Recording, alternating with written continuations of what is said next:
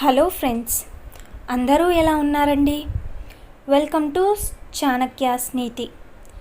నీకంటూ ఎవరూ లేరని బాధపడుతున్నావా? అయితే నీకు ఒక చిన్న కథ చెబుతా విను.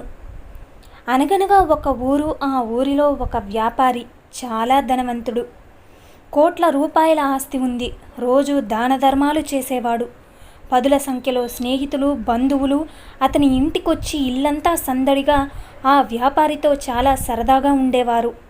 ఒకసారి ఆ వ్యాపారి కొత్త వ్యాపారం చేసి ఆ వ్యాపారంలో మొత్తం నష్టపోయాడు. అయితే చివరికి ఉన్న ఇంటిని కూడా అమ్ముకున్నాడు. ఆ తర్వాత రోజు నుంచి అప్పటి వరకు తన ఇంటి మీద పడి తిన్నవాళ్ళు తనని చూసి మెల్లమెల్లగా జారుకోవడం మొదలుపెట్టారు. సంపద అంతా పోవడంతో కటిక దరిద్రంలో బతకలేక అతని భార్య కూడా పుట్టింటికి వెళ్ళిపోయింది. అతనొక్కడే చెట్టు నీడలో అలసిపోయి ఒరిగిపోయాడు. నా దగ్గర డబ్బు ఉన్నప్పుడు నా ఇంటి మీద పడి తిని నన్ను ఆకాశానికి ఎత్తేసిన వాళ్ళల్లో ఒక్కడు కూడా ఇప్పుడు నేను కష్టాలలో ఉంటే పట్టించుకోవడం లేదు. చివరికి నా భార్య కూడా అంటూ తలదించుకుని కుమిలిపోతూ ప్రాణాలు వదిలాడు. నాకు ఎవరూ లేరు అని బాధపడే వాళ్ళు అందరికీ ఈ కథే ఓ మచ్చుతునక. నువ్వు ఎప్పుడూ ఒంటరే, నీ చుట్టూ చేరేవారంతా తాత్కాలికం అనుకుంటే నీకు ఒంటరి అనే ఆలోచన ఎప్పటికీ రాదు. అర్థమైంది కదండి? అలాగే నువ్వు ఎవరి ఇంటికైనా వెళ్ళి తిరిగి వెళ్ళేటప్పుడు వాళ్ళు సోఫాలోనే కూర్చుని మనకు వీడ్కోలు చెబితే దయచేసి ఇంకోసారి ఆ ఇంటికి రావద్దు అని అర్థం. గుమ్మం వరకు వచ్చి వీడ్కోలు చెప్పినట్లయితే ఎప్పుడైనా వచ్చిపో అని అర్థం. బయట గేటు వరకు వచ్చి వీడ్కోలు చెప్పినట్లయితే మాటి మాటికి వస్తూ ఉండమని అర్థం. వీధి చివరి వరకు వచ్చి వీడ్కోలు చెప్పినట్లయితే ఇలా వచ్చి అలా వెళ్ళిపోవడం కాదు, ఈసారి వచ్చినప్పుడు కనీసం 4 రోజులైనా ఉండాలి అని అర్థం. అయితే బస్సు ఎక్కించి మరీ వీడ్కోలు చెప్పినట్లయితే నువ్వు వెళ్ళడం ఇష్టం లేదు, మాతోనే ఉండొచ్చు కదా అని అర్థం. మరి మీరు మీ బంధువుల ఇంటికి వెళ్ళినప్పుడు మీకు ఎలాంటి అనుభవం ఎదురైంది? దయచేసి కామెంట్ సెక్షన్లో కామెంట్ చేయండి. నువ్వు మాత్రమే బ్రతకాలంటే ఉద్యోగం మాత్రమే చేసుకో, కానీ నువ్వు జీవితంలో ధనవంతుడు కావాలంటే మాత్రం వ్యాపారం ప్రారంభించు. ఉద్యోగం నిన్ను మాత్రమే బ్రతికిస్తుంది. వ్యాపారం 10 మంది ఉద్యోగాలు ఇవ్వడానికి పనికొస్తుంది, వారిని బ్రతికిస్తుంది. అర్థమైంది కదండి? వాడు ఏమనుకుంటాడో వీడు ఏమనుకుంటాడో అని కాదు, నువ్వేమనుకుంటావో అది చేసేయి. నిన్ను అన్నవాడు ఎవ్వడూ నీకు కష్టం వస్తే సహాయం చేయడానికి రాడు. మన గురించి వాళ్ళు వీళ్ళు ఏమనుకుంటున్నారు అని అనుకుంటే అసలు మన గురించి మనకి ఏం తెలుసు అని అనుకుని మనల్ని మనం పరిశీలించుకున్నప్పుడే మనలో మార్పులు మొదలవుతాయి. అయితే ఏ అబ్బాయికైనా 25 ఏళ్లలోపు ఉద్యోగం రాకపోతే ఇంట్లో వాళ్ళు కూడా నువ్వేం మగాడివిరా అంటారు. ఒక ఫ్యామిలీ మ్యాన్ ఉద్యోగం చేసి తన ఫ్యామిలీని పోషించడంతోనే సగం జీవితం అయిపోతుంది. అలా చేస్తూ చేస్తూ ఏదో ఒకరోజు తను అలసిపోతాడు, తన గుండె అలసిపోతుంది, చివరికి ఆగిపోతుంది. ఆ చావుకు వచ్చిన వాళ్ళు కూడా వాడు తన బాధ్యత కంప్లీట్ చేసి మరీ పోయాడ్రా అంటారు. అదే చెయ్యలేకపోతే అసలు నువ్వు మగాడివేనా, నీకెందుకురా పెళ్ళాం పిల్లలు అంటారు. ఈ సమాజంలో 2 రకాల మనుషులు ఉంటారు. మనం సంపాదిస్తే ఓర్వలేని వారు, మనం ఖాళీగా ఉంటే ఎగతాళి చేసేవారు. అయితే కొందరు మనం మంచిగా బతికితే అబ్బా వాడికేంటి బాగా డబ్బుంది, బతికే వాడిలాగా బతకాలి అని అంటారు. అదేమీ లేకుంటే చులకనగా చూస్తూ నవ్వుతారు. సంపద శాశ్వతం కాదు, మనిషి జీవితం కూడా శాశ్వతం. అలాగే ఈ విధంగా అయితే అనుకోవద్దు. శాశ్వతంగా నిలిచేది ఒక్కటే. కుటుంబంలో నాన్నకు చూసి నేర్చుకోవచ్చు, కష్టపడకుండా ఏదీ రాదు అని. అమ్మను చూసి నేర్చుకోవచ్చు, ఓర్పు లేకుండా బ్రతకలేమని. చెల్లిని చూసి నేర్చుకోవచ్చు, ఇంట్లో లక్ష్మీదేవని, ఒక అమ్మాయి రూపంలో ఉంది అని. తమ్ముడిని చూసి నేర్చుకోవచ్చు, అల్లరి కూడా ఇంత అందంగా ఉంటుందా అని. అలాగే అన్నను అక్కను చూసి గర్వపడవచ్చు, కష్టం నీదాకా వచ్చి పలకరించదు అని. కాబట్టి జీవితాన్ని చదివే ముందు కుటుంబాన్ని చదవండి. ఒక మధ్యతరగతి కుటుంబంలో పుట్టిన వాడు అన్నింటికీ తల వంచి సర్దుకుపోతున్నాడంటే దాని అర్థం వాడి చేతకాని తనం కాదు. కుటుంబం అనే బాధ్యతకి బానిస అయ్యాడు అని. అన్నిటికీ ఆవేశపడి లోబడితే ఎక్కడ వాడి కుటుంబం దిక్కులేనిది అయిపోతుందో అని, నలుగురు ముందు ఎక్కడ తలదించుకోవాల్సి వస్తుందో అనే భయం. అంతే, అర్థమైంది కదండి. నువ్వు ఎంత చదివినా, ఎన్ని డిగ్రీలు చేసి, గొప్ప జ్ఞానాన్ని సంపాదించినా కూడా నువ్వు చెప్పింది ఇక్కడ ఎవ్వడు వినడు. అదే అక్షరం ముక్క రాని ఒకడు అక్షరాల కోట్ల రూపాయలు సంపాదించి మన మధ్యన కూర్చుని వాణ్ణి చూసి నేర్చుకో అంటూ వాళ్ళ పిల్లలకు కూడా చెబుతారు. ఇక్కడ జ్ఞానం గొప్పదే, కానీ పైసా ఆ జ్ఞానాన్ని కూడా కారు మబ్బులాగా కమ్మేస్తుంది. అలాగే డబ్బులుంటే లేని మబ్బులు, రాని వర్షం, వెళ్ళలేని చోటు అన్నీ వెళ్ళొచ్చు. కానీ డబ్బుతో పొందలేనివి మాత్రం ఉంటాయి. అవి మనశ్శాంతి, తృప్తి. గుర్తుపెట్టుకోండి. కొడుకు నిజమైన గుణం వాడి పెళ్లి తర్వాత తెలుస్తుంది. కూతురి నిజమైన గుణం తన యుక్త వయసులో ఉన్నప్పుడు తెలుస్తుంది. మొగుడి నిజమైన గుణం తన భార్య అనారోగ్యంతో ఉన్నప్పుడే తెలుస్తుంది. భార్య యొక్క నిజమైన గుణం తన భర్త పేదరికంలో ఉన్నప్పుడు తెలుస్తుంది. స్నేహితుడి యొక్క నిజమైన గుణం మనం కష్టంలో ఉన్నప్పుడు తెలుస్తుంది. నిన్ను ఎవరూ గుర్తించలేదు అంటే నువ్వు ఏమీ చేతకాని వాడివి కాదు.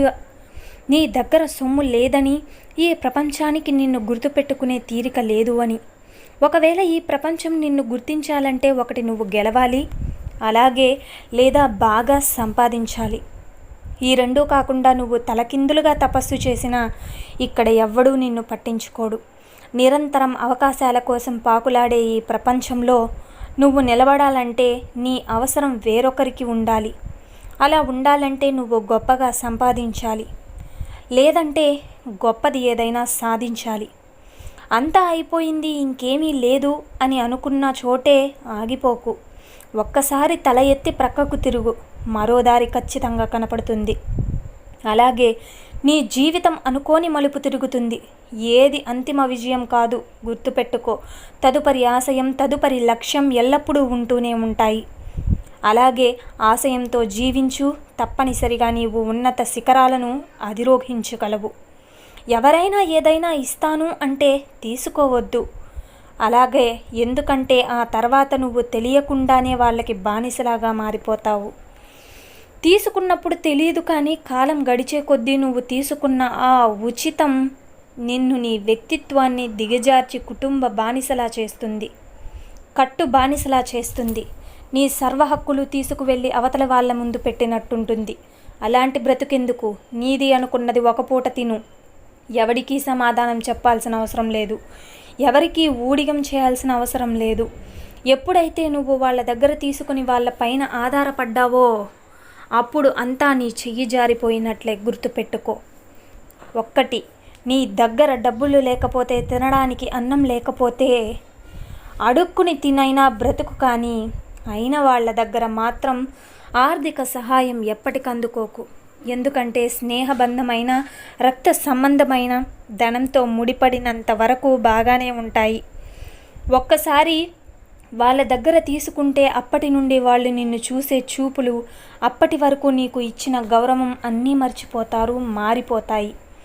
ఎవడి దగ్గర నిరూపించుకోవడానికి నువ్వు పని చేసినన్ని రోజులు మనం ఎవడో ఒకటి కింద పని చేస్తూనే ఉండిపోతాం. మన కోసం మనం పనిచేయడం ఎప్పుడు మొదలు పెడతామో అప్పటి నుంచి మన సామ్రాజ్యానికి మనం పునాది వేయగలుగుతాం. ఒకరి మెప్పు కోసం నువ్వు పనిచేసే చోట నిన్ను వాడుకుని వదిలేసే వాళ్ళు ఉంటారు. నీ కోసం నువ్వు చేసుకునే పని వెనుక నువ్వే ఒక యజమాని అవుతావు. అలాగే మన కల గురించి మనం కష్టపడకపోతే వేరే వాళ్ళ కోసం మనం చాకిరీ చెయ్యలేక తప్పదు. నీ జీవితం నీకు నచ్చినట్టు ఉండాలి అంటే నీ కోసం నువ్వు ఎంతో కొంత కష్టపడు. అలాగే లేకపోతే జీవితాంతం అన్నీ మూసుకుని ఎవడో ఒకటి క్రింద పని చేసుకుంటూ కాలం గడిపేయాలి. అదృష్టంతో పైకి వచ్చిన వాడికి చెట్టు ఎక్కడం మాత్రమే తెలిసి ఉంటుంది. అదే స్వయం కృషితో పైకి వచ్చిన వాడికి చెట్టు ఎక్కడము దిగడము కూడా తెలిసి ఉంటుంది. గుర్తుపెట్టుకో. మొదటివాడు ఎప్పుడు పడిపోతానేమో అనే భయంతో ఉంటాడు. రెండోవాడు నేను క్రింద పడినా కూడా తిరిగి పైకి ఎక్కగలను అనే ధైర్యంతో ఉంటాడు. అదే అదృష్టానికి, స్వయం కృషికి ఉన్న తేడా. జీవితం అంటే దారిలో దొరికిన పండుకుని కూర్చుని తినడం కాదు, చెట్టును ఉన్న పండుని కోసుకుని తినడం. అలా తిన్నప్పుడే దానికోసం నువ్వు పడిన కష్టం విలువ తెలుస్తుంది. ఆ పండు యొక్క విలువ తెలుస్తుంది.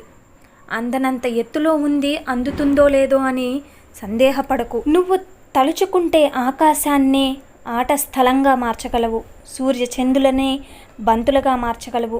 నీకు కావలసినదల్లా నీ మీద నీకు సాధించగలను అన్న నమ్మకం మాత్రమే. ప్రతి కుక్కకి ఒకరోజు వస్తుంది. ఈ మాట చాలాసార్లు వినే ఉంటారు, అవునా? కానీ రాదు. వస్తుంది వస్తుంది అని ఎదురుచూసి కాలం గడిచిపోవడం తప్ప.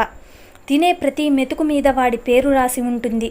పడే ప్రతి కష్టం వెనుక ఒక మంచి విజయం దాగి ఉంటుంది. అలాగే మనకు దక్కాల్సింది ఎప్పటికీ మన నుంచి దూరంగా పోదు. అలాగని ఏ పని చెయ్యకుండా ఖాళీగా కూర్చుంటే మనకంటూ ఒకరోజు కాదు కదా, 1 గంట సమయం కూడా తిరిగి రాదు. గుర్తుపెట్టుకో, నువ్వు చెయ్యాల్సింది నువ్వు చెయ్యి. ఆ తర్వాత నీకు రావాల్సింది వడ్డీతో సహా వచ్చి తీరుతుంది. అలాగే భార్య దగ్గర ఏదో తక్కువ అయింది కాబట్టే భర్త పరాయి ఆడదాని దగ్గరకు వెళ్ళాడు అని అంటారు. కానీ వాడికి ఒళ్ళు కొవ్వెక్కి వెళ్ళాడు అని మాత్రం ఎవ్వరూ ఒప్పుకోరు. అలాగే ఎందుకు అంటే ప్రతి మగాడికి వాడి భార్య ఒక ఆస్తి లాంటిది. పక్కవాడి కన్ను తన మీద పడినా కూడా సహించలేడు. తన భార్యకు వేరొకడితో సంబంధం ఉంది అని తెలిస్తే వాడి ప్రాణమే పోయినట్టు ఫీల్ అవుతాడు. కానీ వాడు మాత్రం తన భార్యను పక్కన ఉంచుకుని మరీ పక్కనున్న ఆడదాని మీద కోరికను పెంచుకుంటాడు. మనం చనిపోయాక శవంగా మారే శరీరం, ఎవరికీ కనపడని ఆత్మ, మట్టిలో కలిసిపోయే మాంసం ముద్ద. ప్రాణం పోయాక ఒక్క క్షణం కూడా ఇంట్లో ఉంచుకొని బంధాలు. దీనికోసం అబద్ధాలు, మోసాలు, నీతి నియమాలు వదిలేయడం, పగలు, అలాగే ప్రతీకారాలు, సాటి వారిని మానసికంగా హింసించడం, పైశాచిక ఆనందం పొందడం. ఒక్కసారి ఆలోచించండి, ఇవన్నీ అవసరమా? మనం వచ్చినప్పుడు ఏమీ తీసుకురాలేదు, పోయేటప్పుడు ఏమీ తీసుకుపోము. అలాగే పుట్టుక చావు మధ్య మిగిలేది మన మంచితనం మాత్రమే. అందరితో మంచిగా ఉండాలి, ఆ మంచితనమే మనల్ని కాపాడుతుందని గుర్తుపెట్టుకోండి. ఒంటరిగా వస్తాం, ఒంటరిగా పోతాం, అది మన చేతిలో ఉండదు. ఉన్నన్ని రోజులు నలుగురిని ప్రేమించు, ఒంటరితనాన్ని నవ్వుతూ జయించు. నీకున్న కష్టాలను ఆనందంగా ఓడించు. కనీసం ఒక్క గుండెనైనా నువ్వు చెక్కు చెదరని స్థానాన్ని సంపాదించుకో. ఆ గుండెలో ఎన్ని తప్పులు చేసినా పాపం పండే వరకు శిక్ష పడదు. విధిరాతను ఎవ్వరూ తప్పించలేరు. చెడ్డవాడు ముందు ఎన్ని సుఖాలు అనుభవించి ఎంత ఎత్తుకు ఎదిగినా చివరకు పాతాళంలోకి దిగజారి పతనమే మూటగట్టుకుంటాడు. మంచివాడికి ముందు ఎన్ని కష్టాలు ఎదురైనా చివరకు విజయాలనే మూటగట్టుకుంటాడు.